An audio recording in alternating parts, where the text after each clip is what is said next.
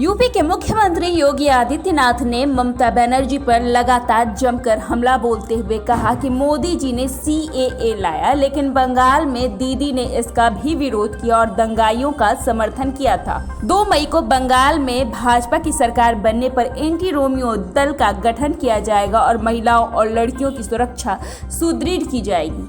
कॉलेजों और स्कूलों में मंडराने वालों पर कड़ी कार्रवाई होगी।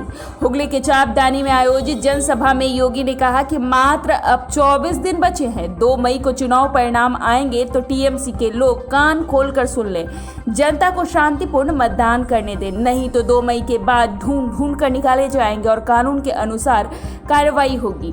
कानून का राज होगा और गुंडागर्दी खत्म होगी।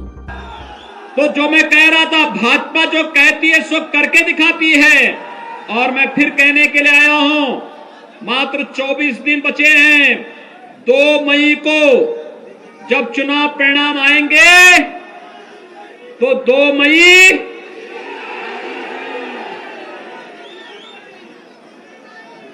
तो टीएमसी के लोग सुन रहे होंगे, कान खोल करके सुन लेंगे।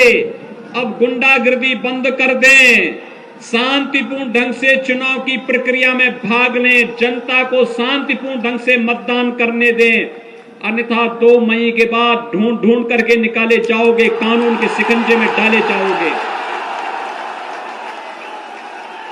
भाइयों बहनों, मैं आप सबसे यही कहना चाहता हूं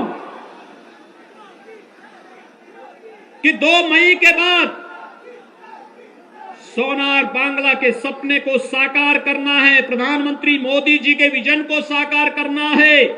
इसके लिए आप सबसे मैं कहना चाहता हूं कि दोसरा में बंगले होबे एताचार सर्वोनाश, इबार बांग्ला सुदई हो अनारोयन और विकास।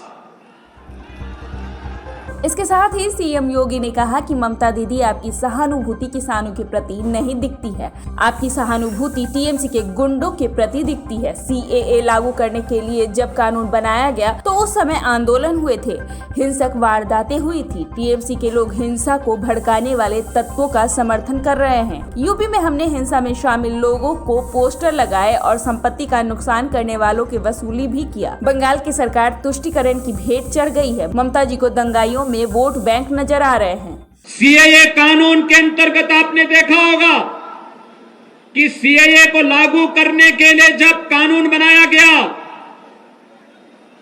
तो भाइयों बहनों, उस समय जो आंदोलन हुए थे, जो हिंसक वारदातें हुई थी, टीएमसी के लोग हिंसा को भड़काने वाले तत्वों का समर्थन कर रहे थे। उत्तर प्रदेश में हम लोगों ने सीए की हिंसा में शामिल लोगों के पोस्टर चस्पा किए और उन्होंने अगर कहीं सरकारी संपत्ति को या निजी संपत्ति को नुकसान पहुंचाया तो उसकी वसूली भी उन्हीं लोगों से करने का काम हम लोगों ने उत्तर प्रदेश में किया। लेकिन बंगाल के अंदर तुष्टीकरण की भेंट है सरकार, ऐसा नहीं कर सकती, क्योंकि ममता दीदी को तो इन दंगाइयों में टीएमसी का वोट बैंक नजर आता है। इसके साथ ही योगी आदित्यनाथ ने कहा कि मां की बात करती हैं दीदी, गौ हत्या का समर्थन करती है। उत्तर प्रदेश में कोई गौ हत्या नहीं कर सकता, दुर्गा पूजा को कोई प्रतिबंधित नहीं कर सकता, जो करेगा वह जेल के अंदर जाएगा। लेकिन मां की बात करने वाली, अपने को बंगाल की बेटी कहने वाली ममता दीदी दुर्गा पूजा और मां सरस्वती की पूजा को प्रतिबंधित करने का प्रयास करती है। माटी की बात करने वाली दीदी पीएम किसान सम्मान निधि का लाभ किसानों को नहीं देने देती है। बंगाल की मिट्टी को भ्रष्टाचार का पर्याय बनाने का काम दीदी करती हैं। जितना पैसा मोदी बंगाल के विकास के लिए भेजते हैं, टीएमसी में बंदर बांट कर लेती है। यहाँ के लोग अपने आप को ठगा हुआ इसलिए महसूस कर रहे हैं। इसके साथ ही योगी आदित्यनाथ ने कहा कि बंगाल के अंदर जहाँ भी जा रहे हैं एक ही शब्द सुनने को मिल रहा है, वह शब्द है जय श्री राम का। बंगाल फिर से अंगड़ाई लेने को तैयार है। दीदी ने 10 साल पहले परिवर्तन की बात कही थी, लेकिन परिवर्तन कहाँ है? भाजपा जो कहती है वह करके दिखाती है। सोनार बांग्ला का सपना साकार होगा। 3 चरणों में रुझान भाजपा की ओर है और भाजपा बड़ी बहुमत की ओर बढ़ रही है और बंगाल में फतह जरूर हासिल करेगी। लेकिन मां की बात करने वाली, अपने को बंगाल की बेटी कहने वाली ममता दीदी दुर्गा पूजा को प्रतिबंधित करने का प्रयास करती है, मां सरस्वती की पूजा को प्रतिबंधित करने का प्रयास करती है और गौ हत्या का भी समर्थन करती है। माटी की बात करने वाली दीदी प्रधानमंत्री किसान सम्मान निधि का लाभ किसानों को नहीं देने देती है।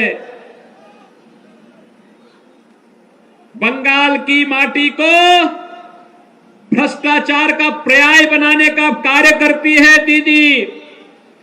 जितना पैसा मोदी जी विकास के लिए भेजते हैं, राज्य सरकार उस पैसे को या तो लगने नहीं देती है या टीएमसी के गुंडों में बंदर बांट कर देती है। जनता ठगी हुई महसूस करती है।